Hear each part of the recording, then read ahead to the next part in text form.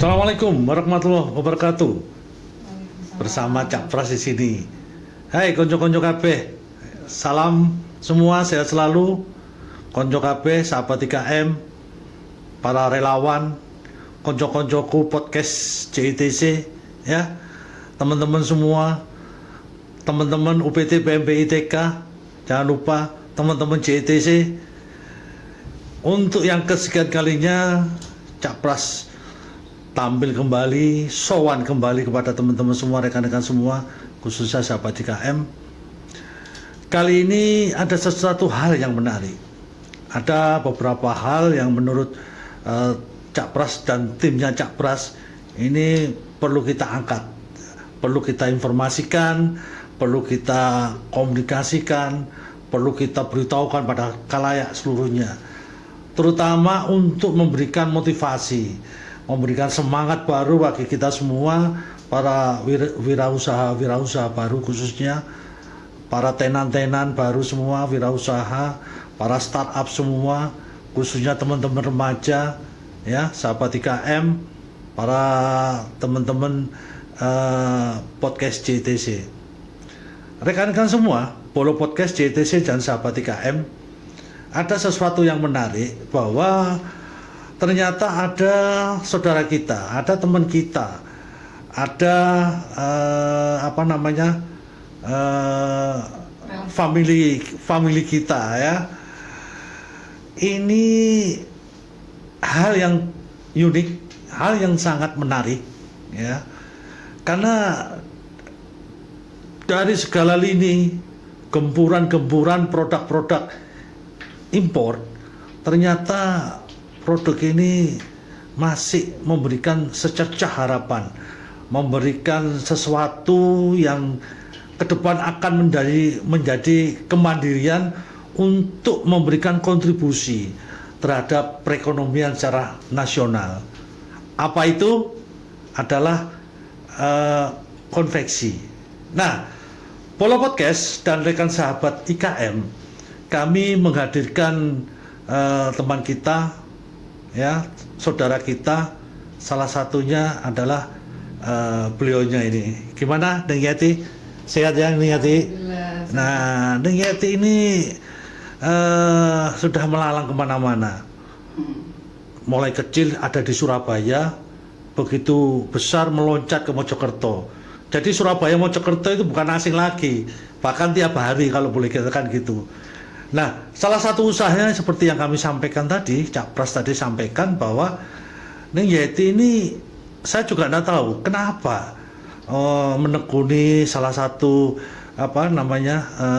bisnis konveksi ini, sesuai dengan tema yang Cak Pras dan timnya Cak Pras sampaikan, adalah strategi bisnis konveksi bertahan di tengah gempuran produk impor. Kita ketahui produk impor banyak sekali, produk-produk konveksi yang dari Thailand, dari Vietnam, ya, dari China, bahkan dari India pun juga sudah mulai mau.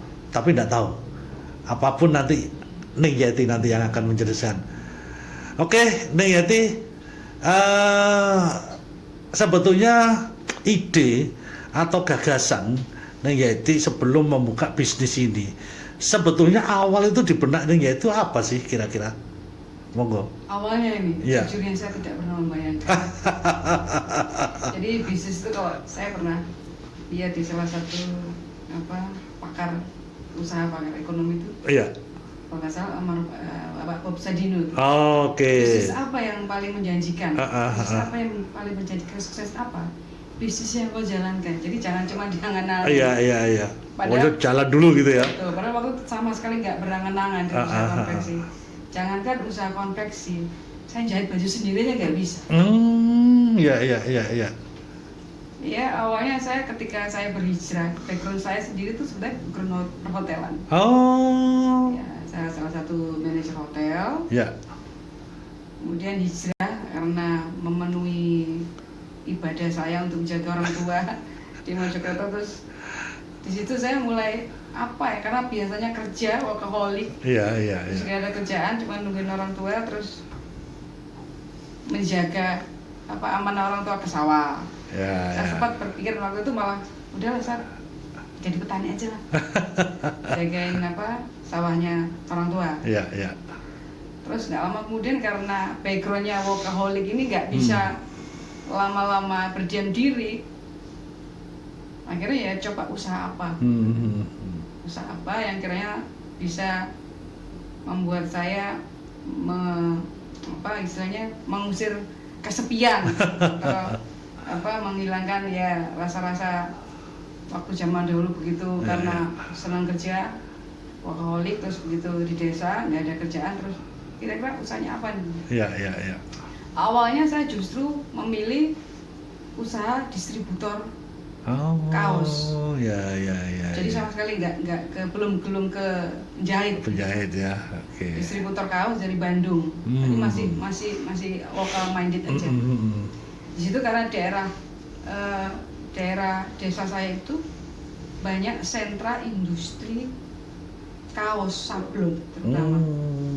Jadi situ saya Di wilayah di Mojokerto itu ya? Mojokerto itu di desa saya itu desa Bandung Gedek Mojokerto itu banyak industri kaos sablon. Jadi mereka di situ sentra industri kaos sablon. Dari situ saya melihat berarti mereka butuh kaos polos dong ya kalau mau nyablon gitu kan. Terus coba kan karena kalau jahit sendiri satu waktu lama, kualitas kadang-kadang belum tentu menjanjikan. Dari situ saya mulai timbul, yaudahlah saya pilih gampangnya instannya saya ambil kaos dari Bandung. Dari salah satu brand kaos polos yang sudah terkenal di istilahnya di dunia persablonan wilayah Mojokerto itu apa sih? Jadi yang kualitasnya bagus, harganya terjangkau itu apa sih? Dan saya ke sana. Saya coba jadi distributor kaos polos itu berjalan. Itu sebelum pandemik ya. Dari 2019 awal saya mulai usaha itu. Dari situ berjalan lancar nih. Banyak industri sabun, penyablon komunitas, anak-anak yang mau bikin kaos sablonan. Itu mulai beli kaos polos di tempat saya. Ya ada yang mereka jual kembali, ada yang mereka langsung pakai atau user langsung. Dan dari situ ada beberapa customer itu mereka yang mau custom produk. Jadi Mbak, kalau nyablonkan sekalian bisa nggak Mbak? Bu, kalau mau bikinkan modelnya kayak gini bisa nggak Bu? Nah dari situ terbersit untuk istilahnya meningkatkan value nih dari produk saya yang awalnya jual kaos polos, distributor aja karena nggak mau ribet daripada nanti ngurusin jahit, aku urusan jahit. Karena dari situ terus coba jadi atas saran-saran dia teman-teman gitu kan, coba saya mulai dulu untuk coba memenuhi permintaan customer. Waktu itu kalau nggak salah ada permintaan dari salah satu instansi pemerintah. Mereka butuh kaos dari luar Jawa. Ada event PON. Ada seseorang kontraktor yang mendapat orderan itu banyak dengan produk yang massal. Saya disuruh bantu di situ. Ya itu kepercayaan di situ mulai. Terus coba saya beli mesin jahit satu set. Satu set dulu. Dari satu set itu ternyata ada permintaan, kemudian alhamdulillah ada lagi terus kayaknya nggak cukup nih. Kalau cuma satu set, akhirnya saya beli lagi beberapa set. Kemudian permasalahan nggak timbul di situ aja. Kita cari SDM. Ternyata nggak mudah mencari SDM di lokasi saya, di desa saya itu. Karena biasanya lokasi yang banyak terdapat SDM penjahit itu masih jangkauannya masih lumayan jauh, dari sekitar Lamongan atau ke Jawa Tengah atau ke Jawa Barat. Akhirnya ya mau nggak mau saya import nih tenaga ahli. Tenaga ahli saya datangkan dari beberapa wilayah yang ya istilahnya ya jauh dari lokasi kita. Di situ kemudian mulai berkembang nih, karena saya awalnya itu justru relasinya malah di instansi pemerintah.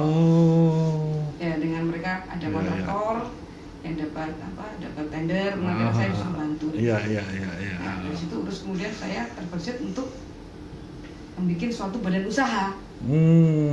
Karena kalau saya masih bukan cuman subkon, saya harus kalau saya mau istilahnya bermain di area itu, berarti saya harus punya badan usaha nih. Ya. Dari situ terbersit ya kemudian meningkatkan, mulai membuat badan usaha.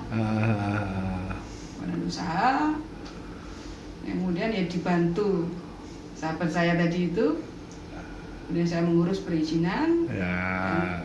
Kami juga membuat produk clothing juga yang membutuhkan merek dagang.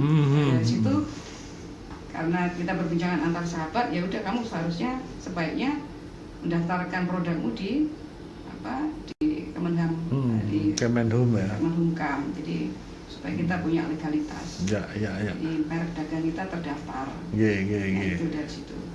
Kemudian usaha alhamdulillah mulai berkembang. Nah, di saat mulai senang-senangnya ini ternyata ya ada force major. Force majornya yaitu pandemi. Kita baru 1 tahun berusaha, kemudian ada pandemi, ya itu sangat berpengaruh tuh. Berpengaruh ya, kemudian sama sekali kita sempat nggak ada orderan selama 3 bulan penuh karena lockdown ya. Sama sekali nggak ada, jadi karyawan saya cuma 1 orang, cuma admin saya aja.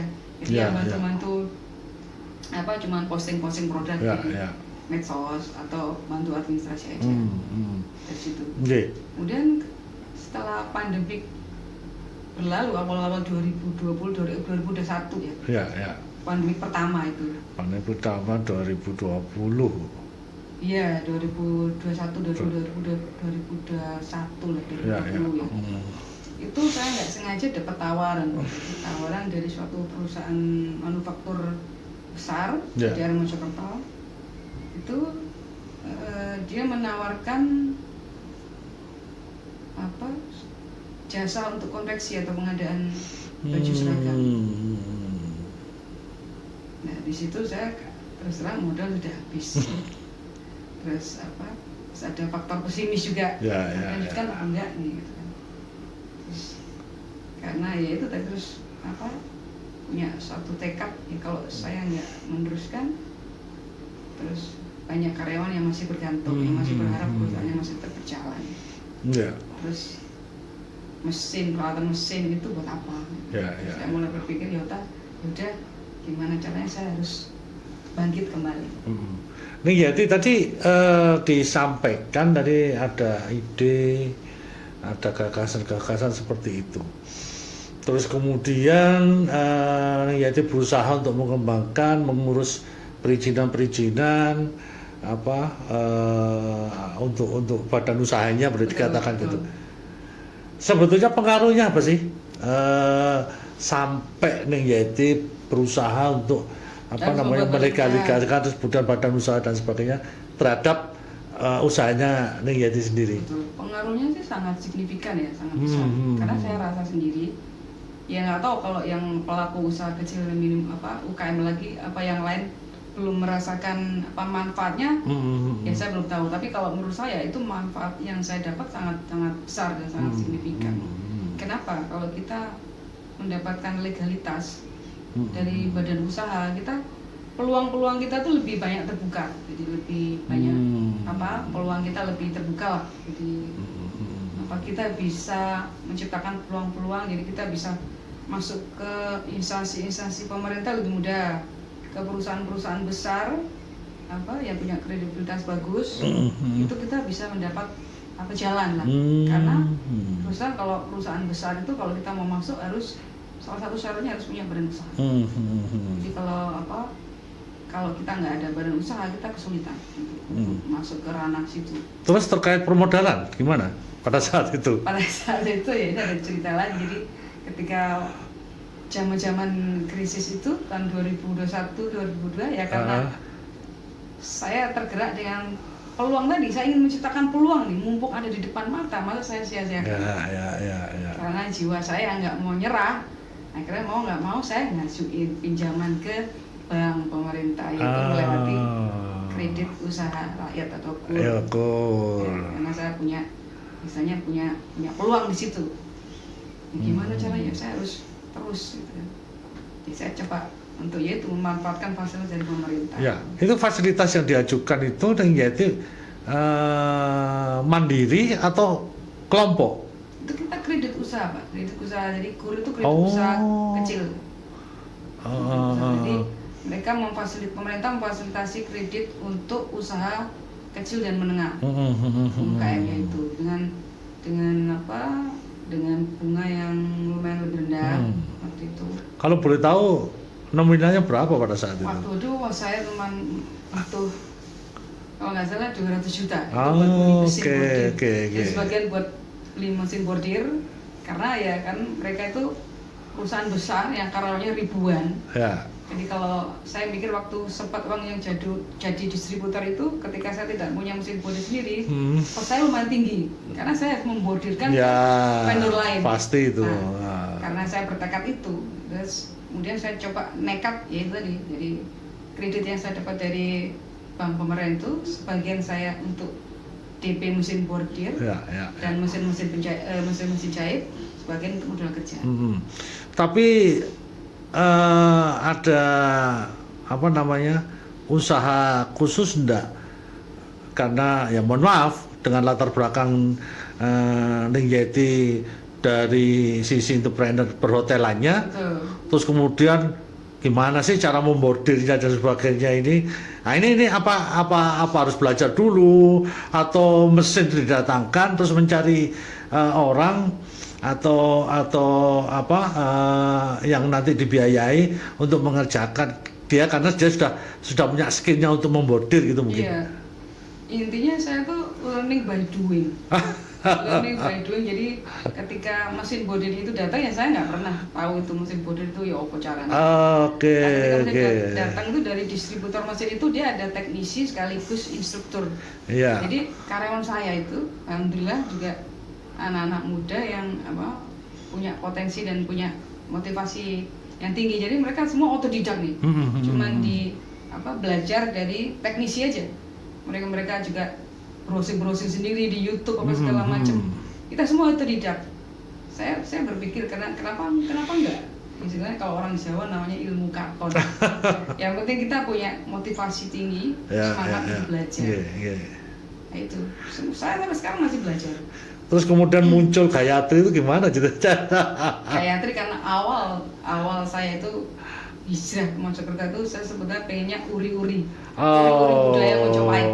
Saya penggemar budaya sebetulnya. Misi yang saya bawa awal itu ketika saya bikin distributor kaos dan clothing itu nyablon kaos yang kaos polos saya sablonnya itu motif budaya. Motif budaya Mojopahit. Ya. Yang berpengaruh menurut saya itu adalah sosok dari Bunda Gayatri ini. Oke. Ning Yeti,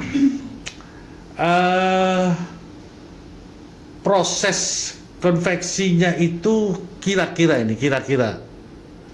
itu mulai berjalan dan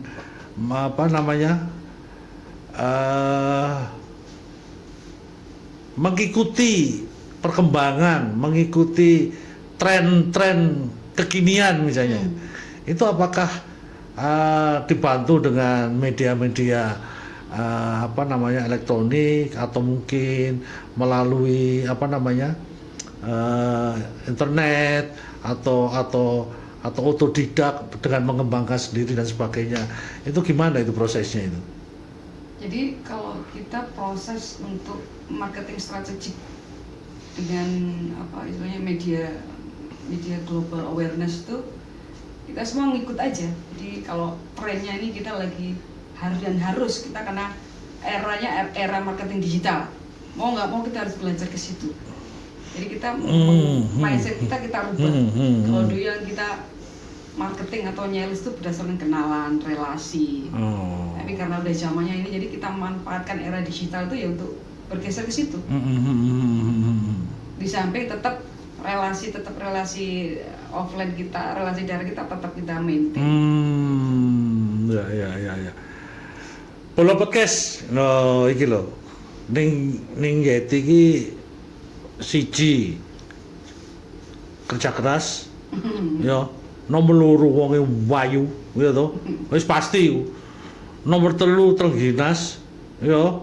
Terus kemudian yang ketiga, ada kekuatan, ada semangat ke depan. Saya harus seperti ini. Bolo Podcast, rekan-rekan sahabat IKM, ini perlu dicontoh ini, ya.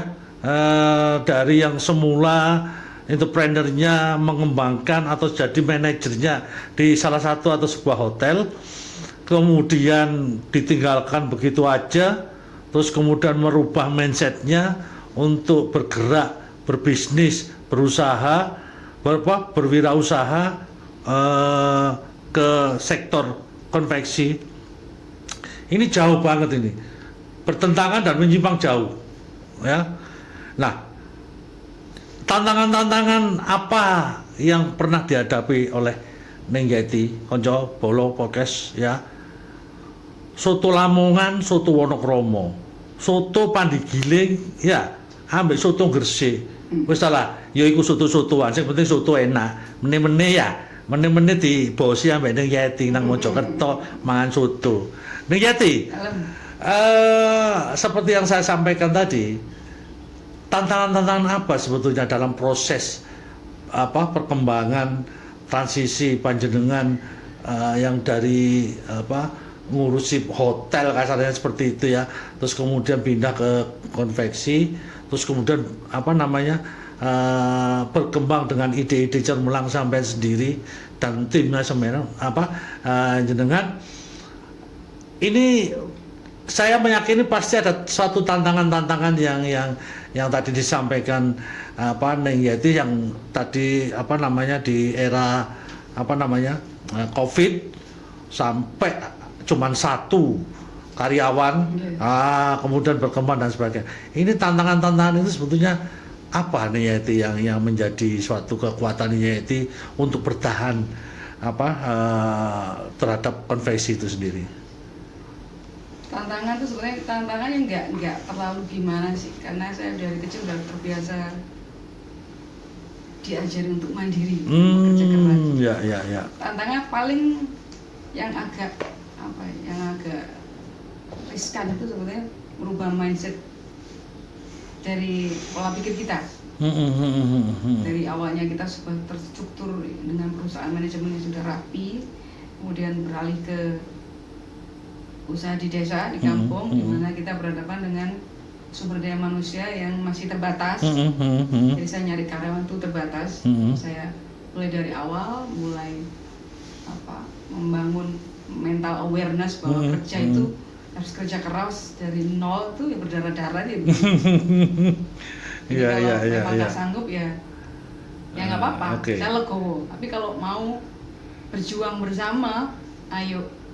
Terus saya pendekatan yang paling saya bisa dari mulai saya kerja di dunia praktis, mulai dari sebagai akademisi, dari kuliah sampai kerja di perusahaan, itu saya selalu menanamkan personal branding diri saya. Setelah saya personal branding diri saya personal approachment terhadap teman, terhadap anak buah maupun atasan. Itu aja, jadi semuanya saya serba personal. Kemudian dalam lebih intens lagi, kalau sudah terbentuk itu, saya udah menggalakkan family culture for business. Itu aja, jadi saya bikin personal, jadi kayak tempat usaha itu kayak rumah aja. Saya ciptakan seperti itu buat saya, buat keluarga saya, dan buat karyawan saya. Jadi gimana caranya membuat mereka tuh nyaman dulu. Kalau menurut saya, kalau mereka udah nyaman, mereka mau belajar. Dari situ mungkin saya yang membuat saya tantangan memang nggak mudah, karena kita berhadapan dengan berbagai macam karakter. Di usaha konveksi itu yang ujung tombaknya kan penjahit. Sumber daya manusia yang paling krusial adalah penjahit. Karena saya nggak bisa jahit. Jadi saya kan mengandalkan dari SDM atau employee. Jadi kalau penjahit itu kayak di sisi minoritas otak kiri saya tuh mereka malah justru the ruler of me, bukan. Jadi gimana cara saya supaya controlling atau paling manage mereka. Apa caranya mereka tuh mau kerja sama kita. Karena mereka kan sistemnya mereka ini, kalau penjahit tuh ada yang lebih menciptakan peluang bagi mereka mesti lompat nih. Ya, banyak ya. kutu loncatnya. Jadi, Berarti salah satu strateginya yang disampaikan ke mereka ya itu tadi salah satunya. family culture for business. Oh. Jadi, menciptakan family environment lah. Ya, ya, Jadi ya. mereka tuh nyaman seperti keluarga. Kalau mereka udah nyaman, mereka insya Allah mau kerja bareng sama kita. Tapi mereka meyakini ya tentang hal itu ya, apa yang disampaikan oleh Neng Yeti. Alhamdulillah. Oh, nah sekarang dengan berbagai tantangan, pertimbangan, khususnya tadi yang dari awal sudah kita sampaikan bahwa produk-produk luar banyak yang masuk, ya macam-macam, luar biasa. Yang dari China begitu Ya, luar apalagi biasa setelah banget. Kita booming marketplace produk Ya. dari berbagai macam produk dari berbagai macam tempat Ya, dengan harga bervariasi. betul. Itu sudah ada di marketplace, di Tokped sampai ke Iya. yang internasionalnya udah ada di Amazon, udah di Ya, ya, ya. Alibaba segala macam. Ah. Kan semua memfasilitasi produk-produk marketplace. Hmm. Ya kalau kita bersaing lokal dengan mereka ya sangat-sangat berat karena kalau kita lihat produk-produk China itu ya kadang-kadang cost-nya kan ya kadang kalau kita mikir secara nalar Waduh, nggak masuk. nggak masuk akal. Iya caranya. Iya. Nah ini biro, apa sih tukang jahitnya biro. Betul. Nah kayak gitu, jadi hal-hal seperti itu terus kita buat kita nggak berkecil hati. Jadi kita mindset kita ubah, kita update istilahnya, bukan kita ganti tapi kita Betul, update. betul. Gimana caranya kita mengantisipasi produk-produk impor yang seperti itu, nggak masuk akal lah buat kita. Yang penting aku tuku aja, atau banyak pengusaha atau yang lebih memilih instan, jadi mereka beli produk dari mereka, produk impor kemudian dijual atau resale. Ya memang itu sangat mudah. Mereka cuma take margin tapi ya terus terang mereka juga butuh modal. Ya. Nggak mungkin kita datangin barang import itu nggak punya modal. Betul. Sedangkan kita kan modal pas-pasan nih. Ya. Modal UMKM nih, usaha kecil dan menengah ini kan gimana caranya kita tuh bisa survive itu udah alhamdulillah. Ya. Dan itu kita mindset kita update.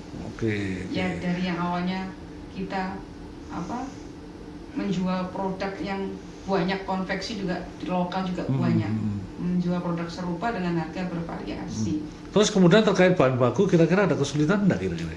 Bahan baku kadang ada kita kesulitan, kadang ya enggak juga, tergantung produk-produk yang request dari customer aja. Kalau produk-produk umum sih saya rasa sudah nggak ada kendala. Ini seperti benang bordir ya kalau dikatakan. Iya. Itu susah enggak itu? Enggak sih. Enggak. Karena sudah banyak bahkan di daerah saya itu, daerah Mojokerto sudah banyak distributor peralatan jahit atau konveksi maupun garment itu ada.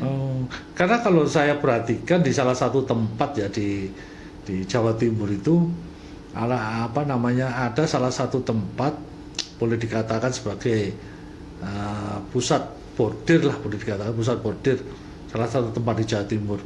Itu sekarang itu dampak yang sampaikan tadi Neng Yeti dengan adanya COVID itu dampak sampai sekarang itu masih terasa mereka. Bahkan ada beberapa usaha mereka itu ada yang tutup, bahkan ada yang mengurangi karyawannya. Nah, apakah hal ini juga berdampak secara tidak langsung sama Neng Yeti? Memang bisa secara langsung, bisa nggak secara langsung. Jadi kalau yang secara langsung tuh memang yang berhubungan dengan bahan baku. Nah itu. Terutama dampaknya terutama harga. Oh, harga ya, bahan baku tapi di harganya ya. Harganya yang ganti harga. Nah, dan itu harganya tuh ganti harga itu bukan per tahun atau per bulan. Bahkan per minggu itu ganti harga. Bisa ganti itu harga. Ya. Dan makanya kadang-kadang kita menyikapi dengan produk-produk marketplace yang membanjir dari produk impor tuh kadang-kadang mungkin banyak pelaku usaha seperti saya juga kadang-kadang mikir juga, oh iso, sedangkan bahan juga sekarang udah pada naik, terus peralatan dari penjahit itu juga banyak yang sudah mengalami penyesuaian harga karena imbasnya seperti itu. Terus jadi nemu harga teko piro, kita muter-muter ngitung costing, namanya costing harga itu kadang-kadang gak iso, terus dia mangan opo kan? Iya. Tapi ya itu dengan tekad kita ya, akhirnya terus kita tadi mengupdate mindset kita. Jadi kita kalau mau perang harga kita kesulitan, sangat berat. Tapi pasar kan nggak peduli. Pasar di marketplace kita yang lihat tuh pasti top. Requestnya tuh pasti the best price. Nggak best quality no, tapi best price. Nah dari situ kita yang berusaha bertarung di situ. Jadi kita gimana caranya kita mengupdate mindset kita bisa menciptakan produk yang harganya terjangkau dalam arti masih bisa bersaing lah, price-nya so-so lah. Tapi kita kualitas jangan sampai ditinggalin. Jadi intinya kalau saya jualan itu bukan apa yang kita jual, not what we sell, but how to sell, who to sell. Siapa yang menjual dan bagaimana kita menjual. Itu loh jualannya Gayatri Konveksi itu gini. Ya kalau perusahaan konveksi banyak, item hampir sama bisa. Kadang kalau yang apalagi sorry itu saya kalau tender instansi itu pemerintah, kalau tender itu kan mesti best price yang dijual. Mereka nggak ada namanya tender itu nggak ada best quality nggak ada. Nggak ada nomor sekian itu. Mesti best price. The lowest price. Pokoknya apa mbok dondomanmu ya pokoknya best price. Nah kita itu yang kita coba. Kadang saya juga kadang-kadang edukasi itu. Jadi makanya anak buah saya mungkin udah terbiasa kalau saya suka edukasi kalau ada customer datang. Saya kadang-kadang buka pola pikir mereka lah, coba sedikit edukasi. Jadi jangan mengedepankan harga. Orang noni konveksi apa di tempat sana yang lain dapat harga segini. Waduh kayak ini mbak, yang ini. Tapi bisa nggak mereka lebih teliti, lebih aware lagi? Ya seperti itulah. Jadi kita nggak berhenti terus untuk edukasi. Dan saya sendiri juga nggak pernah berhenti learning atau belajar.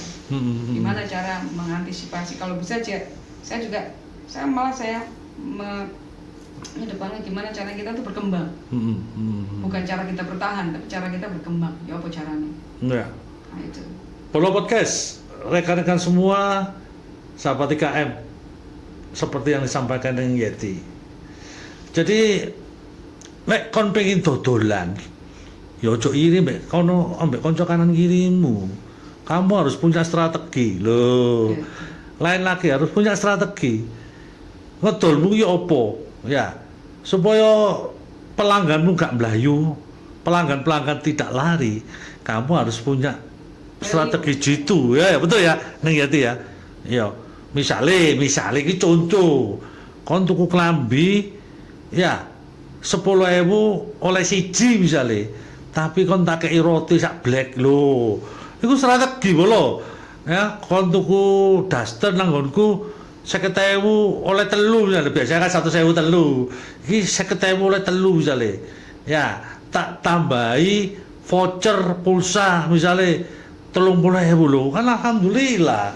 Jadi strategi itu memang perlu Polo Podcast. Rekan-rekan sahabat IKM, wis tak ojo kuwatir.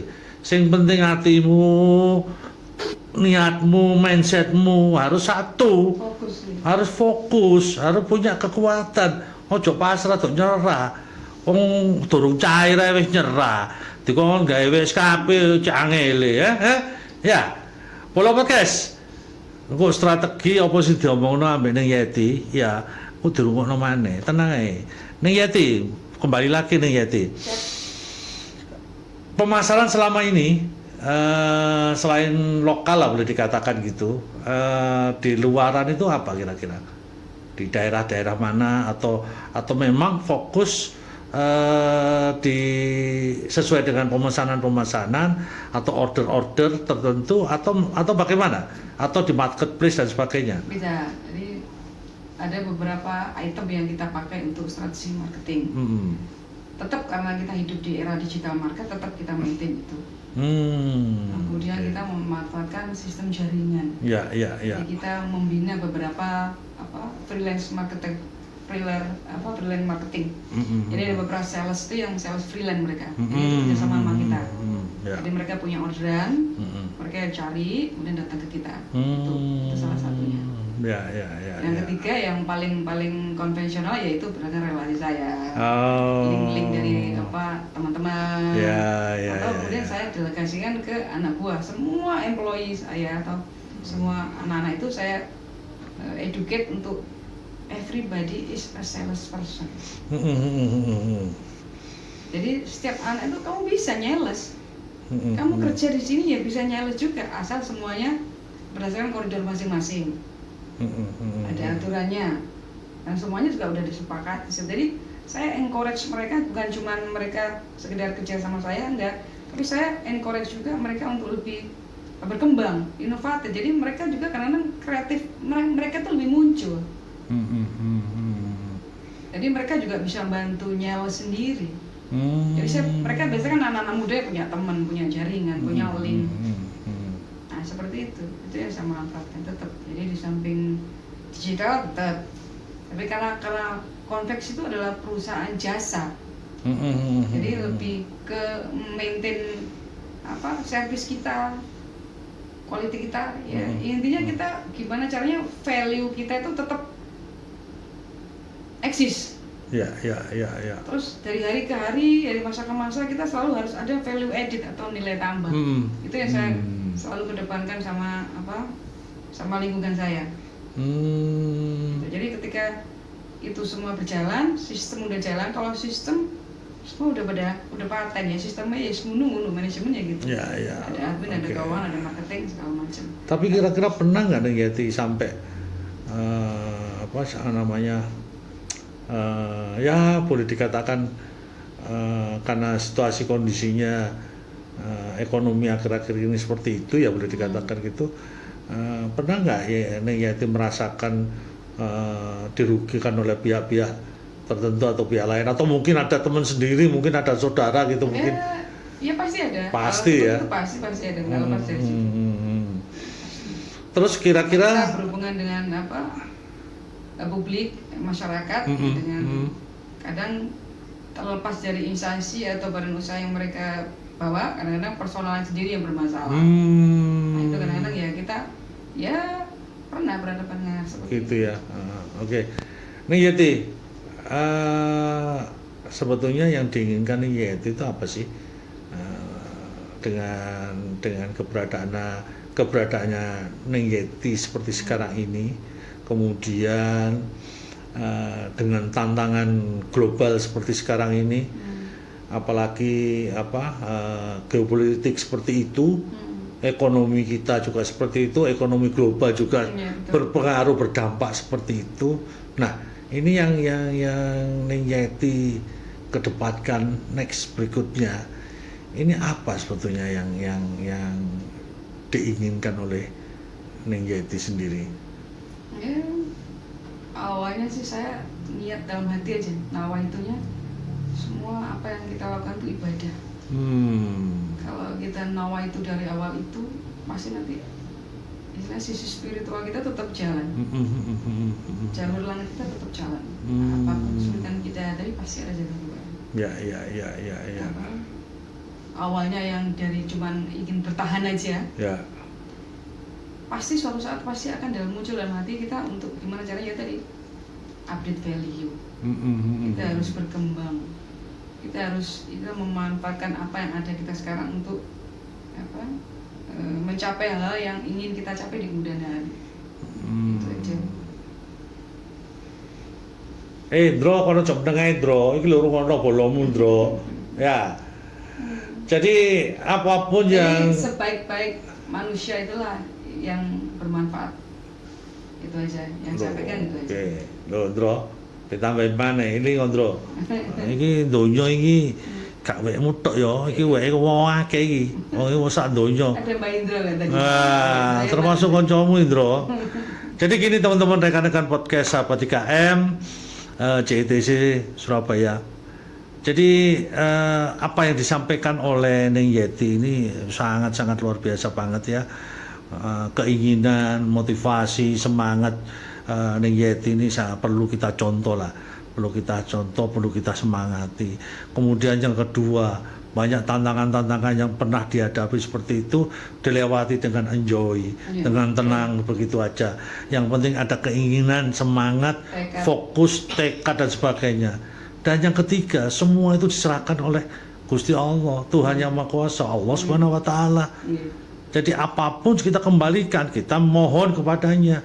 Untuk apa? Ya ini untuk pengembangan usaha. Aja kaya kondro terus apa-apa wis nyerah. Modal ente njaluk modal maneh, aja ngono, Ndro. Ya toh? Ya. Nih Yati terakhir. Yap. Keinginan Yati sudah disampaikan seperti itu. Nah, sekarang harapan Yati. Nih Yati harapan ke depan tuh koyok piye ya. Putranya berapa sekarang? Belum. Mudah-mudahan insya Allah tak dongakno Cak Pras. Bismillahirrahmanirrahim. Tahun iki Yati diparingi momongan. Amin. Nah, wis lah kanca-kanca bolo-bolo kabeh ndongakno Yati, aja kuwatir. Nah, sekarang harapan Yati ke depan, terutama untuk konveksinya Yati dan perkembangan perekonomian yang ada di kanan kiri kita, khususnya Jawa Timur. Gimana Yati? Ya, saya harapnya yang makro dulu, makronya ekonomi lebih kondusif. Amin, insyaallah. Apa kebijakan pemerintah yang support atau pro tuh Iya. UMKM. Iya. Itu aja. Kalau kondisi makro udah tercipta, kondusif, nyaman buat pelaku usaha kecil seperti kita, itu pasti nanti pergerakannya udah otomatis lebih enak, lebih smooth, lebih lancar, lebih kondusif. Dan perkembangan pasti akan tercipta. Jadi bukan cuma perkembangan minor, tapi juga perkembangan mayor.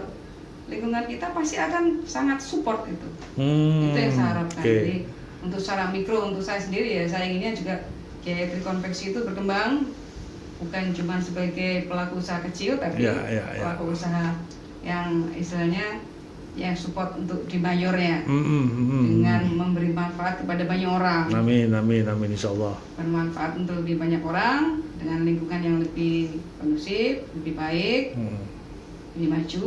Mungkin juga perkembangannya bukan cuma konveksi, tapi mungkin lebih meningkat ke mungkin bisa perusahaan garment, atau lebih ke perusahaan yang lain ya, insyaallah. Amin. Polo podcast. Sahabat IKM mau iki lho. Waduh. Iki jane Yati iki perlu diundang maneh iki ya. Perlu diundang maneh. Jadi beliau ini sangat luar biasa banget ya, memberikan masukan-masukan dan cerita tentang apa yang sudah dilakukan selama ini terhadap usahanya konveksi ya. Belum lagi hal-hal tantangan-tantangan beliaunya, belum lagi apa yang sudah dilakukan selama ini sampai kemudian meninggalkan kegiatan di dunia perhotelan, boleh dikatakan gitu, terus kemudian masuk ke hal-hal yang tidak pernah tersentuh sama sekali ya. Akhirnya beliau sukses dan ingin mengembangkan sampai sejauh mana usahanya terhadap kemandiriannya beliau.